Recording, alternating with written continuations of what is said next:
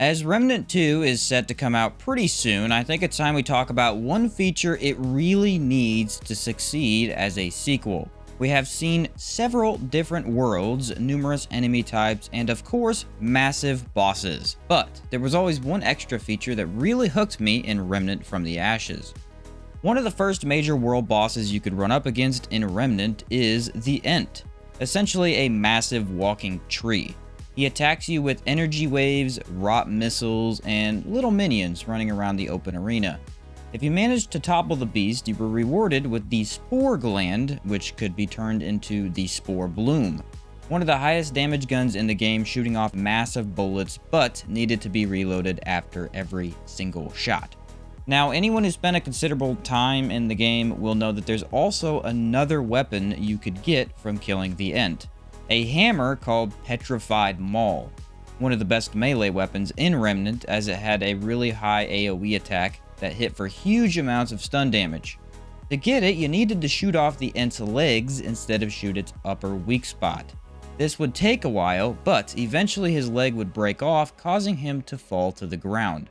And I always found this hidden phase much harder to deal with, as his melee attacks cover a large part of the screen. But it definitely always made the fight more fun because there was a secret way to defeat him if you wanted to call it that. Another instance of this was the Harrow, a feral beast with weapons protruding from his backside. He comes at you with wide sweeping attacks and will run away at certain points, letting his minions attack you. You could get the Defiler pistol after winning the fight, and it was a radioactive pistol that had a very fun mod on it, shooting radioactive plasma in shotgun-like bursts. However, if you wanted to instead earn a melee weapon, you could shoot his knees. Do this long enough and it will cause him to fall to the ground stunned. You don't have long and need to be quick, but reach up and interact with the weapons on his back. This wrenches a spear out from him. Unfortunately, you must win the fight or else this doesn't count, and getting it's definitely one of the trickier tasks that you need to do in the game. But it grants you a radioactive spear instead of the pistol. Considering how close the developers are sticking to the formula of the first game, I wouldn't be surprised if they brought this mechanic back. Each of the major world bosses could be killed in a unique way to drop a different weapon. Most of the time it meant a melee weapon instead of a gun or vice versa.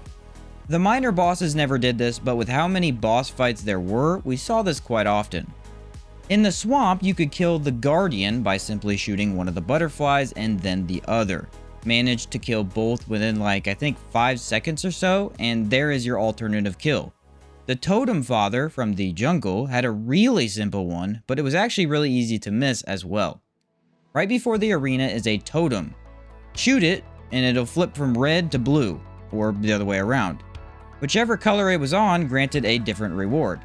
It's something pretty small in overall terms of gameplay, but it really did make the massive opponents you came across seem more interesting. Always looking for the secret way to take them down added quite a lot to the experience. And considering the farming you had to do often took forever for certain items, it could keep you from raging after getting the same boss in 2 different adventure runs.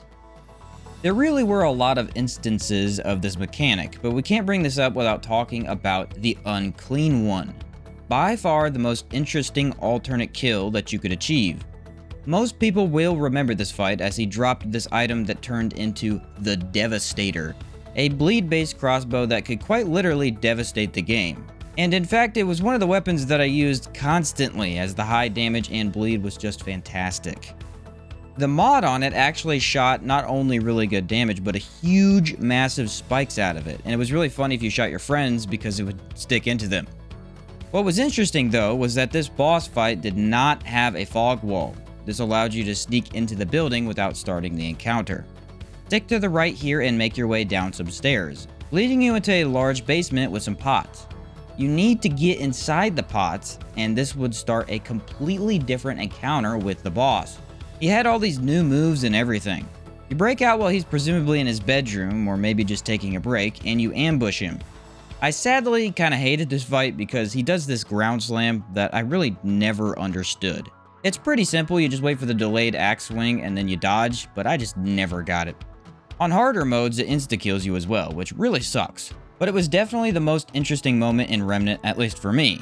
It granted you a mace-like melee weapon that actually did corrosion damage. In conclusion, I really hope that they bring back this mechanic. Having a unique or alternate way to take down a boss, of all things, is just plain fun.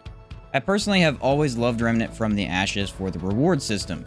Getting something every time you clear a puzzle of a boss fight, creating very unique arenas, and giving every boss a very distinct design. In fact, one of the bosses from the jungle had this ability where he would throw spears at you, and the spears had bells attached to them. This would summon a bunch of minions, and if you didn't kill the bells or break the bells fast enough, the minions would overwhelm you instantly.